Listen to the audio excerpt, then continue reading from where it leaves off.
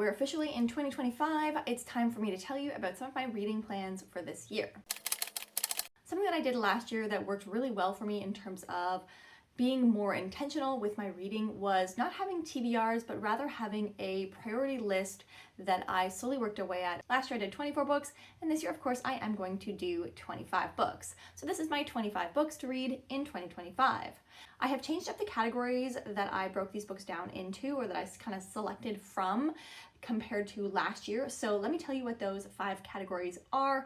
I'm going to do 5 books from each category, and I'm going to read at like 2 point whatever, how many books per month, hopefully over the course of this year. The categories that are staying the same from last year are series continuations, so 5 sequels that I would like to pick up this year and work away at this series. Another category that is going to be the same is my new releases category, so 5 new releases that I would really like to pick up in this year. The last repeat category is TBR Vets, so 5 books that I have had on multiple TBRs, or that I have had like my eye on, that I've wanted to read for a really long time. 2 new categories that I'm adding in this year are rereads. So last year I hardly did any rereading. Rereading used to be a big part of my reading. In fact, I think I've made videos in the past about like why I loved reading, series and books that I continuously reread, and I haven't been doing much of that lately. So there are 5 books that I would really like to pick up again this year. And then the other additional new category is books that you have convinced me to read. So books that I otherwise wouldn't have picked up on my own based on the synopsis or based on what I was hearing. However, over time, the more and more that I hear other booktubers or commenters talk about these particular books, I have been slowly convinced to pick them up. I do always try to read audiobooks, so if I mention a book that you know has either like a really good or a really bad audiobook, you can definitely tell me in the comments as you hear about the books. Let's get into it. Let's start off with the series continuation category. So these are 5 sequels that I want to read. They're not necessarily the 5 series that I like most want to continue on with. They're perhaps more ones that I think I might need a little bit more accountability to continue reading on in. The first of which is Muse of Nightmares. This is the sequel to Strange the Dreamer and the conclusion to this duology. I really enjoyed Strange the Dreamer last year. Absolutely loved it. I feel like I've been putting off Muse of Nightmares because I hear more mixed things about it, and also just the way that Strange the Dreamer ended made me emotionally distraught and a little bit fearful to pick up Muse of Nightmares, but I would really like to find out what happens, and it is an easy, like finishing duologies are easy ways to tick down on your series overall. The next one that I have, and is honestly a little bit of a travesty that I haven't read it yet, and that is Labyrinth's Heart, the conclusion to the Rook and Rose trilogy. If you are a longtime viewer on this channel, you know how much I loved The Mask of Mirrors. I do really love it, and you'll perhaps see it on this list, but for just the way that timing worked out, I didn't physically get my copy of this book until like the couple weeks right after I had given birth to my daughter. So it was just bad timing. I did pick it up and slowly take away at it, but it just didn't happen. So this has to happen this year so that I can keep talking about this series again. I also want to pick up With Blood Upon the Sands. This is the second book in the Shattered Sands series. I think it's 4 or 5 books. I read The 12 Kings of Shirakai last year. It was actually on one of my, it was a priority book from last year. It was a really successful one. For whatever reason, I didn't immediately pick up the second book. I did try again towards the end of the year, but it wasn't super successful in like the moment that I needed. So I'm going to be continuing on with that series. Another one is The Endless War. This is Bridge Kingdom number 4, and it is the conclusion to the second couple arc, how this series works. It is like a sort of a series of duologies where we get a different couple, but we're working over the course of the series at large on like a world problem. The Inadequate Heir, I didn't love, and it made me hesitate a little bit to pick up The Endless War, but I'm hearing really good things about the introduction to the third couple in book 5, so I would like to continue on and keep taking away at this series. And then finally we have Blood of the Chosen. This is the sequel to, I think it was Ashes of the Sun. I'll put it up in case that's not the correct name, but Blood of the Chosen is the title.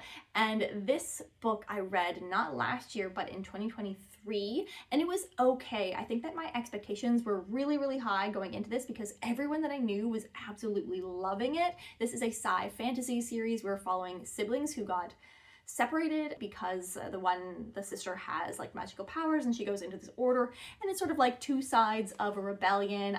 I think that I've had at least time to separate like my impression of the book from the expectations that I had. So I would like to keep reading on in this series and take away that it's only a trilogy as well. So if I really like it, hey, I could pick up the third one and finish it off. Next category is new releases. Now I want to make it clear that these are not necessarily my 5 most anticipated books for the year. Now why these aren't the most anticipated books that I have is just for a little bit of variety as well, to like talk about my most anticipated in a different video, or to talk about more new releases with you in general. Some of them are going to be overlaps, but also there are some books that I know that I will read this year. Whereas some of the most anticipated ones, maybe there's a little bit of like nervousness, apprehension, or difficulty in getting access to that particular book. So for that reason, I have a slightly different list. These ones are the ones that I will most likely be able to read this year and get that check mark from the priority, like intentional reading thing for me. So one of these books is Faithbreaker by Hannah Kaner. This is the 3rd book in the Fallen Gods trilogy. I am really loving this series. We are following the god killer Kissen, a little girl Anara who is bound to the god Skedagath, and the retired and reluctant knight Elo, who these 4 make a little bit of a found family as we are trying to figure out why Anara is bound to this god. I love reunion scenes, and there was a really great one towards the very end of that book, so I can't wait to keep getting more like reunion time. We didn't have a lot of time to like linger in the reunion feelings, so I hope that we start off with that cozy feeling at the beginning of the next book, as well as obviously some urgency to take care of the situation. Then we have The Mercy Makers by Tessa Gratton. This is coming out in June, and I read The Queens of Innisleer by Tessa Gratton a couple years ago and did really enjoy it. This year I am trying, as part of my like intentional reading, I'm trying to seek out books that I specifically think like the vibe and aesthetic and atmosphere are more in line with some of my past favorites. And I do think that The Queens of Innisleer was closer to that feeling for me, even if there were some elements of that book that I didn't particularly love, like our main character. A talented heretic must decide between the pursuit of forbidden magic or the ecstasy of forbidden love. Either way, her choice will upend the world in the start of a sweeping romantic epic fantasy trilogy. Irisette is a prodigy and an outlaw. I like that. The daughter of a powerful criminal, she dons her alter ego, Silk, to create magical disguises for those in her father's organization. But everything changes when her father is captured and sentenced to death. To save him, Irisette must infiltrate the palace and the Empire's fanatical ruling family. I'm not going to read any more, I didn't even look, but obviously the forbidden romance is like the prince or something, right? Then we have The Memory Hunters. I am really excited about this one. This is by Mia Tsai. I read Bitter Medicine by Mia Tsai when that came out a couple years ago. Really loved it. I think it's a super underhyped book, so I am very excited to see she has another book coming out this year. This one is coming out in July. A little bit about it: blending the archaeological heist intrigue of Indiana Jones, the mind-bending speculative conceits of Inception, the dark academia adjacency of the cloisters, and the dystopian climate disasters of How High We Go in the Dark, or the 5th season, with a queer love story in an Appalachian-influenced setting. Oh my gosh, that was like the longest sentence ever. So many comps. A memory hunter and her bodyguard unearth a terrible secret about the foundations of their society in this twisty, propulsive science fantasy set in a world where generations of memories are etched in blood. I'm not going to read any more because that was a huge intro blurb. I'm looking forward to this. I thought that book, Bitter Medicine, was amazing, and I'm really excited to see what else Mia Tsai can do. This last one is a little bit of a wild card. It's coming out in January, so that is exciting. The comps here are Spinning Silver meets Howl's Moving Castle, which could be really cool. Now I'm regretting not putting Howl's Moving Castle on my TBR this year, or on the priority reads list, but that's okay. The House of Frost and Feathers by Lauren Wiesebron. Marisha's life is not going as she expected. With the sleeping plague only a few months away, she's as desperate for money as she is to escape her aunt's tortuous marriage prospects. Leaving all that she's known behind, Marisha accepts a job working with the notorious Koldunya Babazima in her house that glides on chicken feet through the snow. Bit more of a wild card, but again, I feel like I do generally enjoy like Slavic folklore inspiration and kind of like whimsy, woodsy, ethereal kind of stuff, and that's the vibe that I'm getting from this synopsis. Hey, editing Kristen, just popping in to make a small correction, or like a a note for the House of Frost and Feathers, which I said is coming out in January, and that is true if you are in the UK or you're getting access through your books through a European library. However, if you are in North America, the book is not coming out until June 17th. So slight difference there depending on where you are. And then the final book for the new release priorities is Holy Terrors, which is going to be coming out also in April. April's a really big month for me and new releases, specifically conclusions to series. This is the third and final book in the Little Thieves trilogy, and I am so excited to finally get it. I'm going to be rereading those books. I'm going to be doing a recap for this leading up to it, and I'm going to be making sure that I finish all of the short stories encompassed by the title The Fallow Year that Margaret Owen has been releasing over the course of this past year between the releases of the second book, Painted Devils, and this third one, Holy Terrors. So I'm really, really excited. So those are the 5 books that I have on my new releases priority list. I am going to have 5 other, including Holy Terrors. I'm going to have some other most anticipated releases for this year coming out, so stay tuned for that video as well. They are going to be slightly different. The next category is TBR Vets, books that I have had my eye on and wanted to read for a really long time, but for whatever reason have not gotten to. The first of which is Guns of the Dawn by Adrian Tchaikovsky. This is going to be a thick, chunky book, but I am really excited. I really, really loved Ogres by this author, and I'm excited to see what else he can do, and I think he has like a pretty broad spectrum of published works. From what I've heard, this is like Pride and Prejudice, but with war. It's a steampunk, historical fiction, science fiction. I think he does a lot of like sci fantasy. I'm so interested in this book. I feel like I hear generally very good things. Next up is Vita Nostra, and that is one that I actually have a physical copy of. I have quite a few physical books that I'm going to be trying to get to this year. I might not necessarily read them all in the physical form because that proved to be a challenge in 2024, but Vita Nostra is one that I've had my eye on for a really, really long time. I'm probably going to wait and read this in the fall because it is very like dark academia fall vibes. It is a magical school. She's like given a variety of random tasks. I feel like the school is like very authoritarian, very secretive. None of the kids like know to what end it is they are doing things. I generally just hear like really, really amazing things. I've had my eye on it forever. I have a physical copy, so I'm going to try to get to it. Another one that I have a physical copy of, and that is Peace and Turmoil by Elliot Brooks, the YouTuber. So I do really enjoy Elliot Brooks. I think that we have really similar tastes in a lot of the books that we read. I have always hesitated picking this up because the sequels were not out yet, but I did hear on her channel last year that I think the second and the third book like will be published in the near future, so that definitely intrigued me to finally pick this up. Let me see, I haven't read the synopsis in a really long time. 30 years of peace have graced the lands of Abraham. The waning bloodshed from the War of Fire has ended, and new generations have only the horrid tales of their forefathers to remind them of their country's pasts. Only one knows the fate of the world, but all will be pawns in its reckoning. So 4 different countries, past war, I'm assuming interpolitical tensions between them, and I'm excited to finally pick it up. The next one from the TBR Vets is Mrs. Death, Mrs. Death. I have had this book on so many TBRs. I have taken it out from the library a couple times. I have started it a couple times, like very, very small all the way into it. This is a story of death, and we are hearing the story in like life of death from the personification of life herself. Mrs. Death has had enough. She's exhausted from spending eternity doing her job, and now she seeks someone to unburden her conscience to.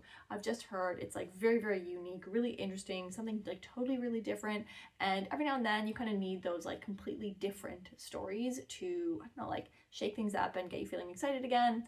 So I would finally like to get to this book. Hopefully it'll happen in 2025. The last book that I have in this TBR Vets is The City of Dusk by Tara Sim. I had my eye on this book when it first came out in 2022. Reviews were mixed. General consensus was tried to do too much in too little time, kind of a thing. And of the people who like it, they have generally said things that make me feel like I will like it despite its flaws. Issue with this one is that my library has never gotten a copy, so I'm going to do my best to try to find a way to get access to this book this year because I do think that it's one that could possibly like really, really work for me, potentially be a new favorite. This dark epic fantasy follows the heirs of 4 noble houses, each gifted with a divine power, as they form a tenuous alliance to keep their kingdom from descending descending into a realm-shattering war. Now we're into our rereads. So these are books that I want to reread this year that I have already read and loved before. A lot of these are ones that I want to do recap videos on. Either they perhaps like have a sequel or they are finishing this year, and I'd like to make a video where I go through like the details of what happened in the first books for you and for my benefit as well. First of which is Nona the Ninth. I have a somewhat successful video recapping all of the details, like all of the events of Gideon and Harrow, and that was right before Nona came out. So now it is my time to reread Nona the Ninth and at least write down somewhere all of the details so that I have that ready to go for whenever it is that Alecto is going to be published. I would also like to reread The Book That Broke the World. I read this last year. Typically, I don't count a book as like another read if I've read it within 24 or within 12 months. But I do really want to reread this. So I'm going to count it as an intentional reading because I would like to, again, recap the first book and the second book. Maybe I do have slightly better notes that I took when reading that book. So I'm going to be recapping the first and second books to prepare for the third book, the book that broke her heart or kept her heart or housed her heart, something like that, which is coming out in April. Another one that I physically have, and that is The Mask of Mirrors. So in anticipation for reading Labyrinth's Heart, I would like to just like get back into the world a little bit again. I don't think that I need to reread The Mask of Mirrors or what was the second one called? Oh, The Liar's Knot. I don't have to read them in the sense of like, I'm pretty solid and like confident on plot and events and like understanding of things. I don't have worries in that regards, but I would just like to get into the vibe. I kind of want to read them like back to back to back. So I also have a physical copy of The Liar's Knot as well. I actually have 2 copies, which is very atypical for me. I would like to read this. I'd like to read the second book so that I can read Labyrinth's Heart, which you already saw on my series continuations. So reading through the Rick and Rose series trilogy this year. Super excited. I love these books. I can't wait to finish it. Another reread that I would like to do is, again, for another recap video, and that is The Will of the Many. I would like to read this book, make some notes so that I can do a recap video for the second book. I'm forgetting the top of my head what this book is called, the second one. It is expected to be released this year. However, I don't think that we have like a firm set date on that yet. So more than likely towards the latter half of the year. I think I have some time anyway, but I would like to reread this book and just take some good notes so that I can do a recap video for that second book that is coming out. And then the last one here is Little Thieves. Again, the trilogy, the conclusion to this book is coming out this year. You did just see Holy Terrors on my new releases priorities. And so Little Thieves and Painted Devils, the second book in this trilogy, are also on my rereads for the year. I would like to, again, similar to The Mask of Mirrors, kind of like get back into the world. I have been really enjoying the Fallow Year, the collection of short stories that Margaret Owen has been releasing, so I would like to read these in order to again recap them. However, this one is like a little bit of an asterisk. It's maybe not as important or like it's not as high of a priority. So if it doesn't happen before Holy Terrors comes out, I'm just gonna read Holy Terrors, and I have like a backup reread that I'm going to exchange for it in case that happens. So that is a possibility, and if that does happen, you'll hear about the backup reread plan in like a halfway through the year check-in. Now for the last category, which I am actually really excited about. I think this is a fun one, and this is the books that I can't stop hearing people talk about. You've finally convinced me to read One Dark Window. I had my eye on this when it first came out. I do feel like responses were really mixed. I don't remember if it is officially adult fantasy, if it's new adult, or if it was like YA. I genuinely don't remember, but I remember there were at least enough comps to it feeling a little bit YA perhaps when it came out. But I feel like since then there has been a little bit of time has passed, a little bit of space, and yet there are still people talking about this book, especially with like the popularity of romantasy. I feel like people were like bringing it up in this new light. Well, actually this book is now romantasy. So that intrigues me. It has been forever since I heard anyone talk about the synopsis, so I am going to give you some brief details here. Elsbeth Spindle needs more than luck to stay safe in the eerie, mist-locked kingdom of Blunder. She needs a monster. She calls him the Nightmare, an ancient mercurial spirit trapped in her head. He protects her, he keeps her secrets, but nothing comes for free, especially magic. So I would like to finally read this. You guys have convinced me, or the people that keep talking about it have convinced me that this is going to possibly work for me. The next book in this category you have convinced me to read, The Beautiful Ones by Silvia Moreno Garcia. This is the first time that I'm going to be reading from this author. It was between this and Certain Dark Things, which I also feel like I have been convinced to read by just random people talking about it here or there. I don't know, I'm just like leaning more towards this one in this moment, so I went with it. I do have the other one actually on hold at the library as well, though. They are The Beautiful Ones. Losi's, I'm not sure, most notable socialites, and this spring is Nina's chance to join their ranks, courtesy of her well-connected cousin and his calculating wife. But the grand season has just begun, and already Nina's debut has gone disastrously awry. She has always struggled to control her telekinesis. Neighbors call her the Witch of Old House, and the haphazard manifestations of her powers make her the subject of malicious gossip. I think that this has to do with like a guy becoming interested in her, but really he's like in love with her married cousin. And I think it's just like a really interesting dynamic, like an interplay of interpersonal relationships between all of these people, which is like the best thing about reading. No? That's a concept of reading that I really, really enjoy. So I am excited to read this. You've finally convinced me. You've also convinced me to read Asunder by Kirsten Hall. I heard a lot of people talk and rave about this book last year. It did come out just last year, and I hear amazing things.